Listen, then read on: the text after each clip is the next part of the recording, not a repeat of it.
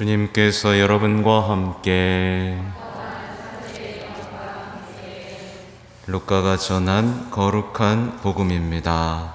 주님 영광 받으소서. 그때 세리들과 죄인들이 모두 예수님의 말씀을 들으려고 가까이 모여들고 있었다. 그러자 바리새인들과 율법학자들이 저 사람은 죄인들을 받아들이고 또 그들과 함께 음식을 먹는군 하고 투덜거렸다. 예수님께서 그들에게 이 비유를 말씀하셨다. 너희 가운데 어떤 사람이 양 100마리를 가지고 있었는데 그 가운데에서 한 마리를 잃으면 99마리를 광야에 놓아준 채 잃은 양을 찾을 때까지 뒤쫓아가지 않느냐. 그러다가 양을 찾으면 기뻐하며 어깨에 메고 집으로 가서 친구들과 이웃들을 불러 나와 함께 기뻐해 주십시오. 잃었던 내 양을 찾았습니다. 하고 말한다. 내가 너희에게 말한다. 이와 같이 하늘에서는 회개할 필요가 없는 의인 99보다 회개하는 죄인 한 사람 때문에 더 기뻐할 것이다. 또 어떤 부인이 은전 10잎을 가지고 있었는데 한 잎을 잃으면 등불을 켜고 집안을 쓸며 그것을 찾을 때까지 샅샅이 뒤지지 않느냐. 그러다가 그것을 찾으면 친구들과 이웃들을 불러 나와 함께 기뻐해 주십시오. 잃었던 은전을 찾았습니다. 하고 말한다. 내가 너희에게 말한다. 이와 같이 회개하는 죄인 한 사람 때문에 하느님의 천사들이 기뻐한다. 주님의 말씀입니다.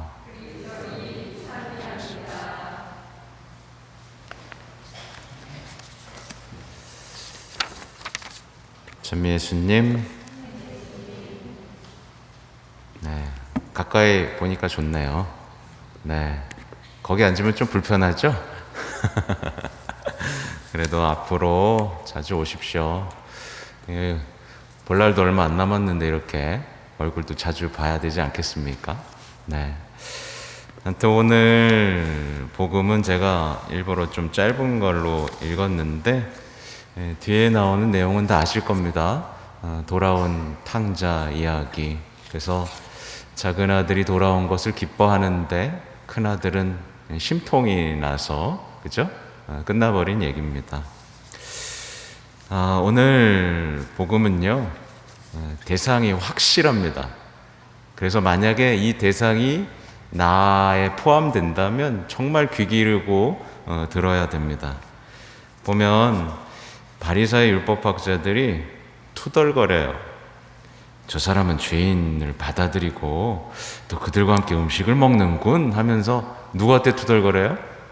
예수님한테 투덜거립니다. 그러니까 죄인들을 자꾸 용서해 주는 게 못마땅한 거고 죄인들하고 어울리는 게 못마땅해서 이제 투덜거리는 사람에게 이 세 가지 비유를 말씀해 주신 거예요. 여러분 투덜거리세요? 거의 피해갈 수 없이 투덜거리고 있죠. 그러니까 오늘 복음은 세례받고 하느님의 자녀가 되었으면서도 죄인들을 세상을 향해서 또 예수님을 향해서 늘 투덜거리는 이 투덜거림이 일상인 사람에게 전해지는 복음인 겁니다. 그러니까 신앙생활은요, 어찌 보면 굉장히 단순합니다. 신앙생활은요, 예수님하고 함께 슬퍼하고 예수님과 함께 기뻐하면 됩니다. 그죠? 그 예수님이 행복하다 그러면 같이 행복하면 되는 거고, 그죠? 예수님이 불행하다 그러면 같이 불행하면 되는 겁니다. 되게 단순하죠? 내 삶이 복음의 기초 위에 서 있으면 되는 거예요. 근데 만약에 어떤 신앙인이 예수님이 막 슬퍼하세요. 근데 막 혼자 신났어. 그죠? 그리고 예수님이 막 기뻐하셔요.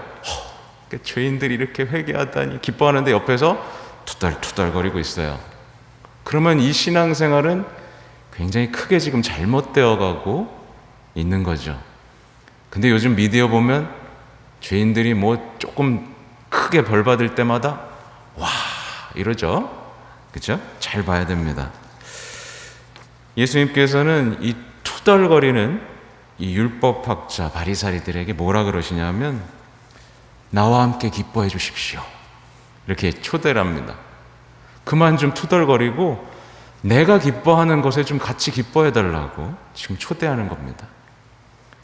내가 잃었던 죄인을 찾았으니까, 죽었던 아들이 돌아왔으니까 나랑 좀 같이 기뻐해 달라고 지금 이 비유를 말씀하시는 거예요. 이 초대에 응할 수 있으시겠어요? 네. 이제 투덜거림과 화를 멈출 수 있겠습니까? 만약에 이 초대에 응하잖아요. 나와 함께 기뻐해 주십시오. 이거에 응하면요, 이제 여러분은 신앙에서 기쁨이 뭔지 기쁨을 되찾으실 겁니다. 그러니까 구체적으로 보면 이렇게 말씀하시죠. 나와 함께 기뻐해 주십시오. 잃었던 내 양을 찾았습니다. 또 나와 함께 기뻐해 주십시오. 잃었던 은전을 찾았습니다. 굉장히 과장되어 있죠. 양 한 마리 찾은 거 가지고 막 친구들 부르고 이웃들 부르면서 나와 함께 기뻐해 달라고 하는 겁니다. 어땠을까요? 여러분 같이 기뻐하실 수 있었을까요? 쟤 왜 저래? 그러니까 많은 신앙인들이요, 생각보다 이 예수님의 기쁨을 이해를 못합니다. 사실 예수님은 이 성모님에게 잉태됐을 때부터 크게 기쁘셨어요. 잉태돼서도 기쁘고 구유위에서도 기쁘셨고 세례받을 때도 기뻤고, 그죠? 십자가에 못 박혀 돌아가시면서도 기뻤어요. 왜냐하면 죄인들을 위해서 구원하시는 길이었기 때문에. 근데 이걸 이해를 못하면 우리 신앙은 정말 한 걸음도 못 나갑니다.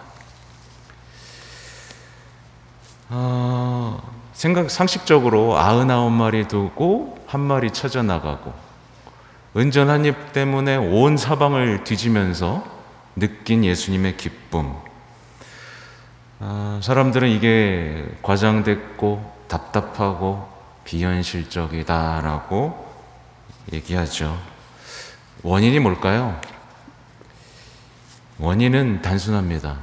예수님께서 그토록 소중하게 여긴 양 한 마리, 정말 유일한 존재처럼 생각한 은전 한 입이 사실은 누구예요? 우리예요. 우리라는 사실에 공감을 못하는 겁니다. 난 아홉 마리인데, 나는 아직 잃어버리지 않았는데, 그러니까 공감을 못하는 거죠.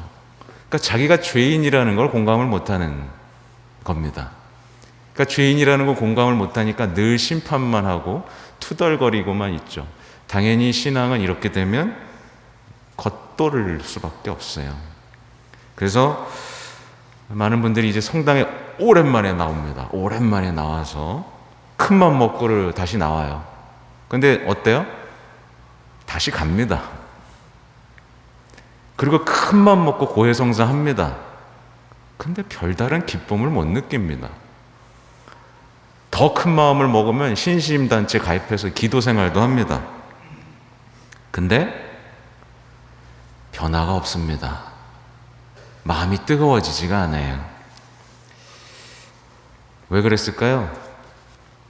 예수님의 기쁨에 공감하지 못했고, 하나님과 사랑을 시작하지 못했고, 그러니까 이 신앙이 내 삶을 바꾸지도 못하고, 그냥 신앙은 한낱 내 보조 수단인 거예요. 잘 먹고 잘 살기 위한 보조 수단입니다. 그러니 신앙은 계속 겉도는 거죠. 오늘 제2독서를 보면요, 겉돌던 바오로 사도가 완전히 예수님의 것이 되잖아요. 그죠? 그때 그러니까 예수님을 만나서 회개하고 새로운 인생을 살게 된 이 바오로 사도가 공개적으로 고해성사를 하고 있습니다. 여러분 배우시면 됩니다. 고해성사가 어려우면. 바오로 사도가 이렇게 고백하죠. 나는 전에 그분을 모독하고 박해하고 학대하던 자였습니다. 그러나 내가 믿음이 없어서 모르고 한 일이기 때문에 하나님께서 나에게 자비를 베푸셨습니다. 이게 받아들여지세요? 얼마나 솔직 담백합니까? 나는 그분을 모독했고 그분을 학대했고 그분을 박해했습니다. 그러면서 고백합니다. 나는 그 가운데에서 첫째가 는 죄인입니다. 이렇게까지 고백합니다. 근데 우리는 보통 어떻게 하죠? 전 예수님을 사랑하고요. 한 뒤에서 10번째 정도 죄인입니다. 이런 식으로 고백을 하죠. 그러니까 바오로 사도는 알고 있는 거예요.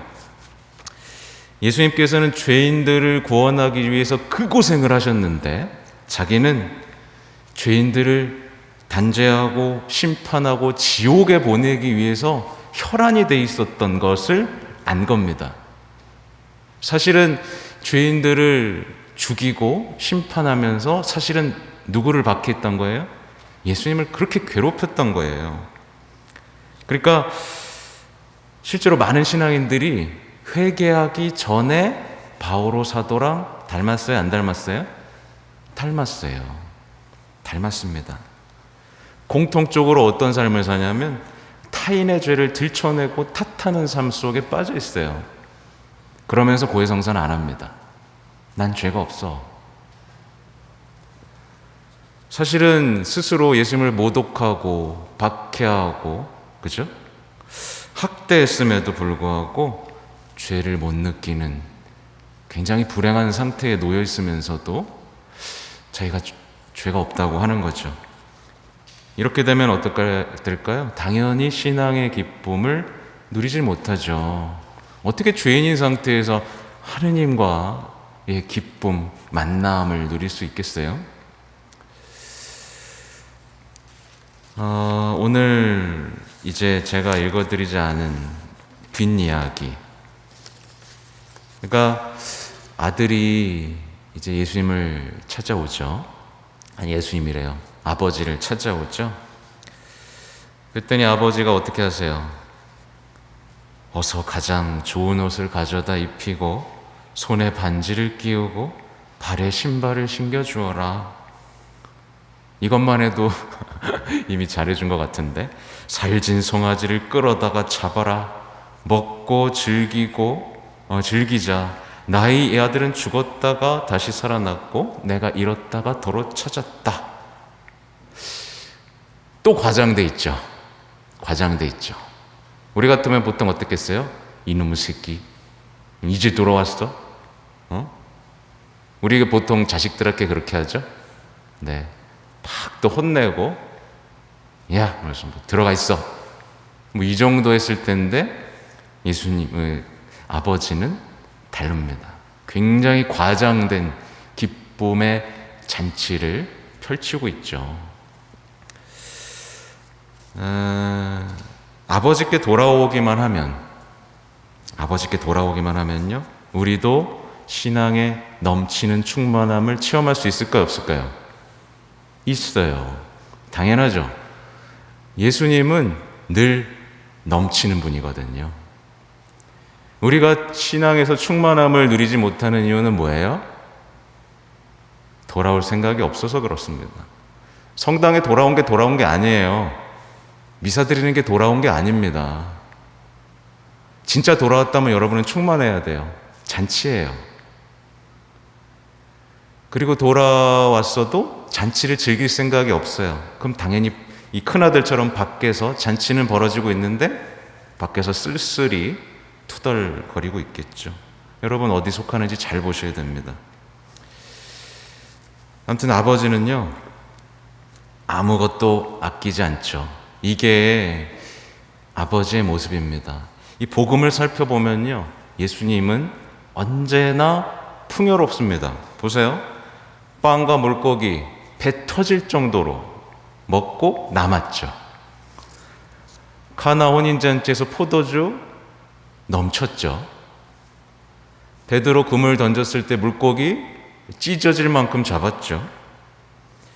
그러니까 신앙의 충만함에 있는 사람은 늘 필요한 것보다 더 주시는 분입니다. 여러분이 지금 그걸 체험하고 있지 않다면 뭐예요? 돌아오지 않은 겁니다. 밖에서 투덜거리고 있는 겁니다. 예수님은 다 탕감해 주세요. 아시죠? 그 빚, 어마어마한 빚 다 탕감해 주시고 입혀 주시고 그냥 잔치를 벌이시는 분입니다. 그러니까 우리 신앙은요 정말 기뻐야 됩니다. 잔치여야 됩니다. 서로 축하해 줘야 됩니다. 그래 드디어 나왔구나 하면서. 그래서 이 법칙이 우리 신앙 안에 고스란히 펼쳐지는 말씀이 뭐냐면 누구든지 가진 자는 더 받아 넉넉해지고 가진 것이 없는 자는 가진 것마저 빼앗길 것이다. 신앙의 충만함을 느끼는 사람은요 더 받아요. 넘칩니다. 근데 돌아오지 않은 채 가진 것이 없는 자는 점점 더 없습니다. 열심히 하는데 더 없어요. 과연 나는 더 가지고 있는가? 더 없어지고 있는가? 보셔야 됩니다. 아버지의 자비를 받아들이지 않았던 이 큰아들 잘 보셔야 돼요.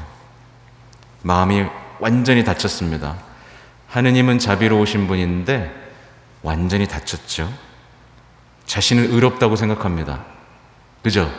큰아들은 스스로 되게 의롭다고 생각해요. 그러면서 배신당했다고 생각합니다. 아버지가 날 배신했어. 그리고 자기가 정의롭다고 생각합니다. 아들을 심판해야 돼요. 작은 아들 아우를. 그러니까 아우에게 분노합니다. 그리고 아버지를 질책합니다. 이게 현대인의 모습이에요. 이웃들에게 분노하고 하느님께는 계속해서 원망과 질책을 돌리죠. 그렇죠? 사실 이 상태는 무신론이고 사랑이 없는 상태죠. 네, 나도 여기 껴있는지 잘 보셔야 됩니다. 그러니까 우리 신앙은요 예수님의 사랑을 받아들이고 함께 기뻐하면서 충만해질 것인지 아니면 사랑을 거부하고 투덜거리면서 늘 모자르게 살 것인지. 사랑이 모자른 사람은 어떻게 되는지 아시죠? 늘 다른 걸로 채우려고 합니다. 술로 채우려고 그러고 사치품으로 채우려고 그러고 뭔가 여행으로 시간을 채우려고 그러고 다 채우려고 그래요. 사랑이 없다는 걸 알기 때문에 그렇습니다. 네. 그러니까 신앙의 기쁨은요 잘 생각하셔야 돼요. 열심히 노력하고 도덕적으로 훌륭하다고 해서 주어지지 않습니다. 큰아들이 그랬죠. 다 지키고 옆에 있었죠. 그게 아닙니다.